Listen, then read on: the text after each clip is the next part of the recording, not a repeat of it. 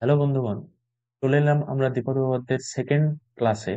আজকে আমরা দ্বিপদ উপপাদ্যের সাধারণ পদের ফর্মুলা দেখব এবং দু একটা এক্সাম্পল নিয়ে ডিসকাস করবো। তাহলে কথা না বাড়িয়ে ভিডিওটা স্টার্ট করা যাক।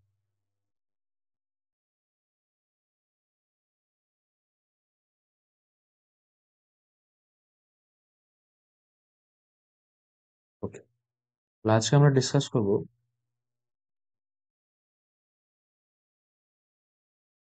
দ্বিপদ উপপাদ্যের সাধারণ পদ।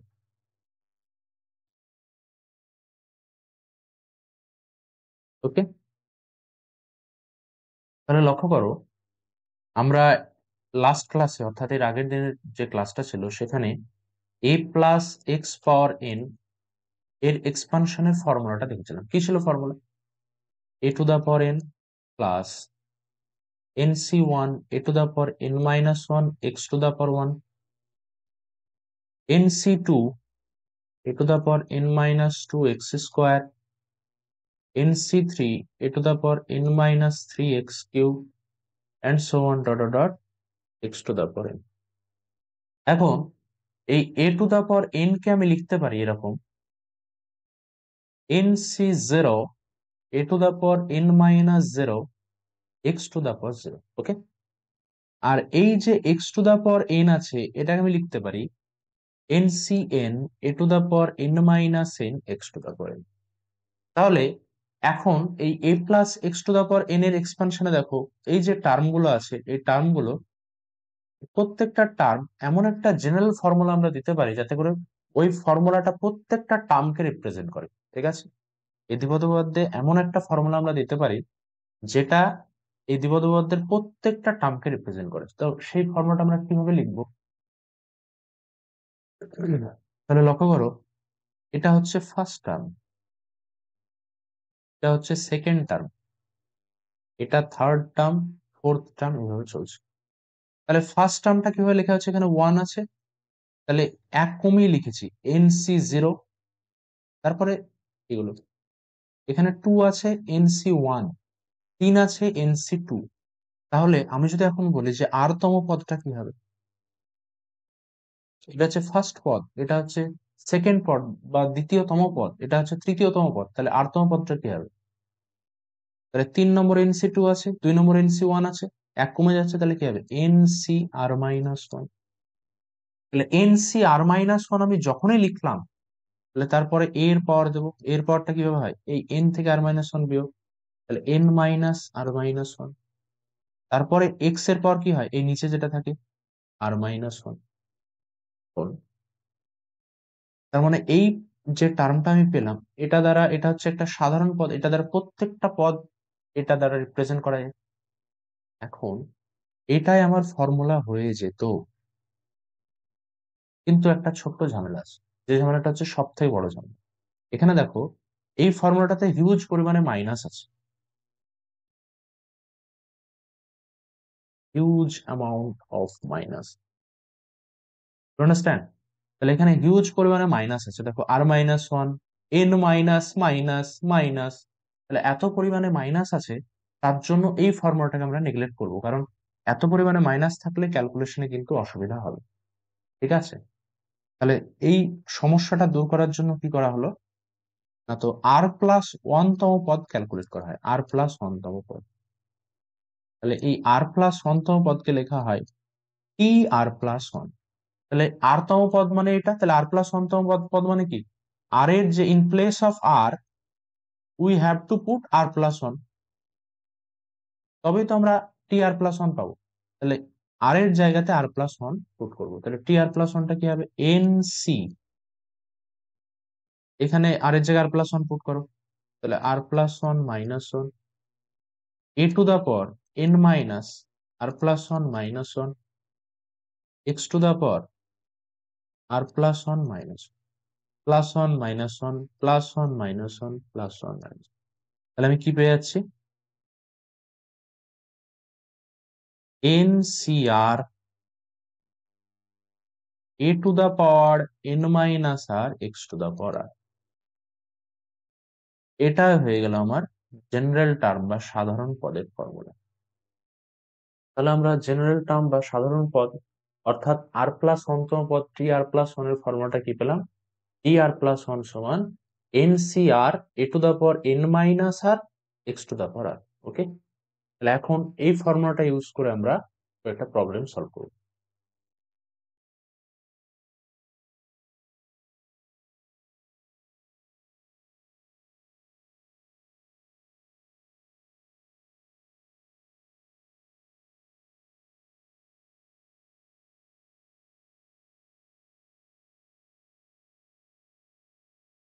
আচ্ছা, দেখো কোশ্চেনে কি বলছে।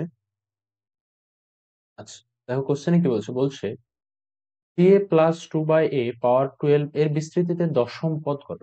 ঠিক আছে, দশম পদ। তাহলে আমরা এটা কিভাবে লিখবো? এ প্লাস টু বাই এ পাওয়ার 12 এর বিস্তৃতিতে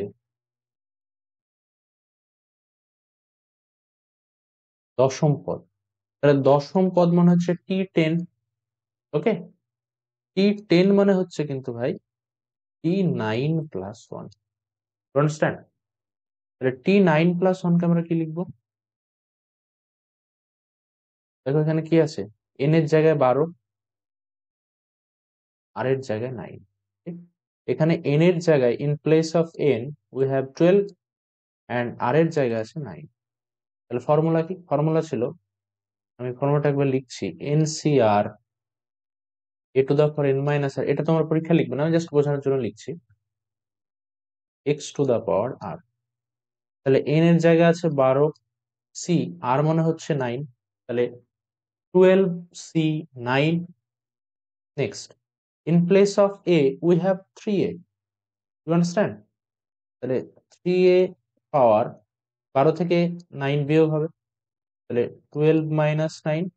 in place of X we have 2 by A. Okay, তাহলে 2 বাই এ পাওয়ার, এবার এটাকে সলভ করতে হবে। তাহলে 12 c 9 কে আমি লিখতে পারি 12 factorial by 9 factorial into 12 minus 9, that is 3 factorial. এখানে কি থাকছে, 3a power 3, 2 to the power 9 আপন a টু দা পাওয়ার 9। তো দিস ইজ ইকুয়াল টু,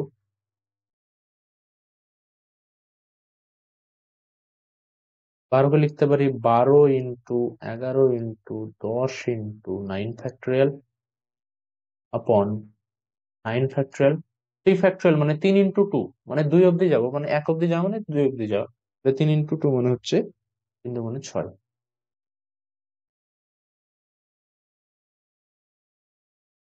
3 এর cube 27, a cube 2 to the power 9 by a to the power 9। 9 factorial 9 factorial cancel, 6 দিয়ে 12 কাটতে 2। তাহলে এতটা হলো। এখন আমরা বইয়ের অ্যান্সারের সঙ্গে মেলানোর জন্য একটু কায়দা করবো, ঠিক আছে? কিরকম? 2 ইন্টু 11, এই 10 কে লেখা যায় 5 into 2 into 27 into 2 to the power 9, আর এর পাওয়ার 3 মাইনাস 9। ঠিক আছে, নেক্সট 2 2, দুখানা 2, 2 এর পাওয়ার 9 মানে 9 খানা 2, তাহলে কটা হবে টোটাল? 1 2 আর 9, তাহলে হয়ে গেল 11টা। তাহলে পড়ে থাকছে কি 5 into 11 into 5 into 27 into 2 two the power 11 a to the power minus. তাহলে 11 ইন্টু, এর সঙ্গে এটা গুণ করো, 5 সাথে 35, 7 হলো 3, 5 জনে 10, 135 two to the power 11 a to the power minus 6। তাহলে পরের ভ্যালুটা কত হবে? 11-র সঙ্গে গুণ করা খুব সিম্পল, দেখে না একটু তোমরা, কাজে লাগবে। 5 আছে বসালাম, 5 আর 3 যোগ করো 8, 3 আর 1 যোগ করো 4, একের সঙ্গে যোগ করার মতো বাদিয়ে কিছু নয়, তাহলে 1 into 2 two the power 11 into A to the পাওয়ার। তাহলে এটা হয়ে গেল আমাদের। ওকে, তাহলে যদি তোমরা এই কোশ্চেনটা বুঝে থাকো, এই সলিউশনটা যদি তোমরা বুঝে থাকো, তাহলে এই প্রবলেমটা সলভ করবে।